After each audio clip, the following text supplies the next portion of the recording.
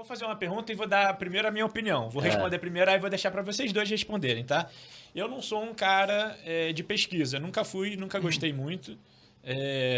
Talvez até pelo meio, a forma como a formação é feita, o meio que eu fui crescendo na formação nunca me incentivou, ou vamos dizer assim, me conquistou para essa parte, né? Eu gosto muito de prática, eu gosto muito de assistência, e aí eu me fiz uma pergunta e eu logo vou dar a minha resposta e quero deixar para vocês aqui na mesa. O que é a parte mais importante dentro da formação médica? Ou seja, qual é, dentre todas as facetas ali na formação, o que é o mais importante para o médico se desenvolver como um bom médico? Uhum. Eu acho que é ver muito paciente, é ver muita complicação. Eu sou cirurgião, então assim, o que é um bom cirurgião? Qual a diferença daquele cirurgião novo, muito talentoso no início de carreira, acabou a residência, opera muito bem, sabe todas as tecnologias, é estudioso, é diligente e tal. Mas qual a diferença daquele cirurgião mais experiente? É que o mais experiente já viu aquilo dar muito errado. Ele já viu várias vezes, ele já viu muitas complicações, tudo que podia dar de errado, ele já viu e já sabe os caminhos. É assim, opa, não vai por aí, porque aqui eu já fiz assim, não vai dar muito certo. Então, para mim, esse é o aspecto mais importante para um bom médico. Um monte de gente me pergunta, Sami, o que você acha? Onde que eu escolho fazer residência? Qual hospital que você acha que é melhor? Olha, um hospital que você vai ver muito paciente, que você vai colocar a mão em muito paciente e ver muito volume, complicação, porque eu acho que a medicina se aprende dali.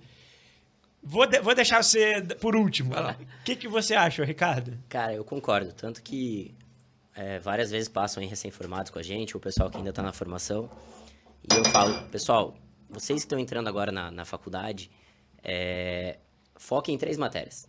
Você tem que saber anatomia, para saber onde estão as coisas, fisiologia para saber como funcionam as coisas e semiologia para saber como encontrar as coisas.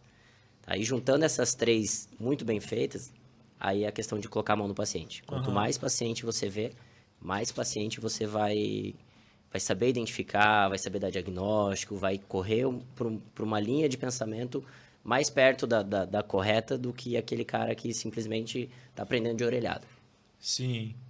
É a base, né? A base. A base é a anatomia, fisiologia ali. E depois saber como procurar e treinar isso. Eu acho que é a mão no paciente, com certeza.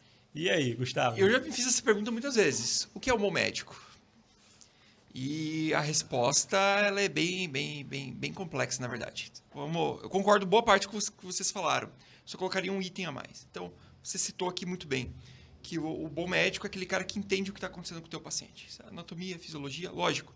Não vai ser um cirurgião que não sabe anatomia. Então, vai fazer as cegas. Não vai ser um clínico que não sabe o que está acontecendo com o teu paciente. Então, isso é a base.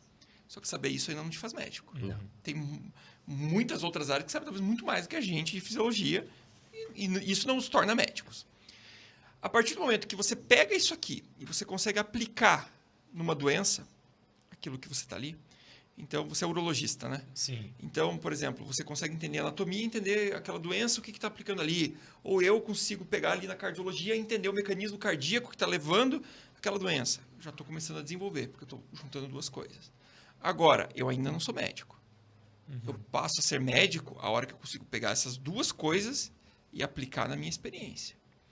E aí vem isso. Não tem como você ser médico se você não vê paciente. Então, até aqui, meus alunos da Propedêutica 3, que devem ficar brabo comigo, porque me mandaram mensagem aqui dizendo podemos não ver paciente nessa sexta? Claro que não. Tá? Não é porque eu não gosto de vocês, que eu quero que vocês... É porque vocês têm que aprender vendo pacientes. Tá? Então, assim, eu acho que você tem que associar as 3 coisas. Então, não adianta muito largar o cara no lugar lá e faça e se vire. Não. Mas não adianta também o cara só entender essa base aqui porque ele não vai virar médico. Então, ele precisa ter essa base e aplicar muito isso. E se fazer por repetição. Tá? Então, assim, vou dar um exemplo assim, que aconteceu agora, esse fim de semana.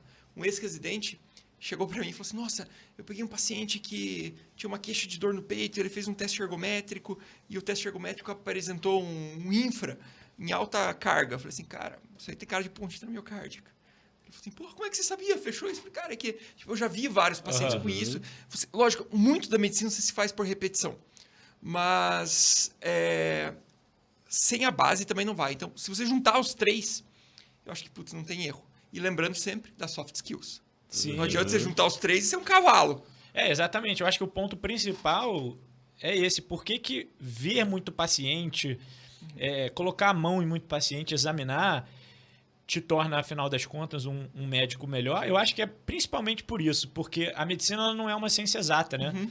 Não dá para você ler no livro e adquirir todas as habilidades que você precisa, porque ela não é objetiva. Ela é uma ciência humana, né? É uma ciência que demanda você desenvolver uma relação médico-paciente, ou seja, as relações interpessoais pesam muito, a empatia principalmente, porque até a entrega do paciente, para ele poder confiar em você e aderir ao tratamento que você propõe, ou te dar as informações que você precisa examinando ele para chegar a um diagnóstico certeiro, é muito da habilidade, da arte do médico nesses soft skills aí que você citou, né? Veja como é complexo ser um bom médico. Exato. Você precisa de muitas coisas. E aí você tem que saber qual soft skill usar naquele momento. Porque se eu for consultar lá, o Lance virou meu paciente, por exemplo, e eu vou passar uma prescrição para ele, eu vou falar, toma um Amlodipino aqui uma vez ao dia e beleza. Aí se eu tô lá num lugar mais humilde, numa comunidade, fazer um trabalho social, alguma coisa, a pessoa não sabe nem falar Amlodipino às vezes.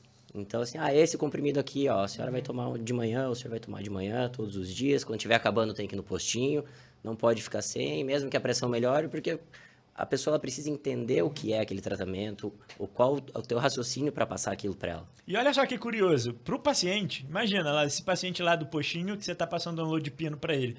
Para ele pouco importa a tua formação, o teu currículo, né? O melhor médico para ele vai ser aquele que conseguiu explicar de uma forma que ele entendeu, criou uma empatia que ele aceitou e resolveu o problema dele. Né, cara? Então, assim, o melhor médico, dentro da ótica do paciente, é aquele que melhor se conecta com ele. Então, talvez seja o skill mais necessário, né? Mas o currículo, ele não importa muito se você for ver no final. O cara pode ter trocentos trabalho, não sei o quê. Se ele não conseguir aplicar a medicina dele, ele pode virar um bom pesquisador. Mas para virar médico, você precisa de muito mais.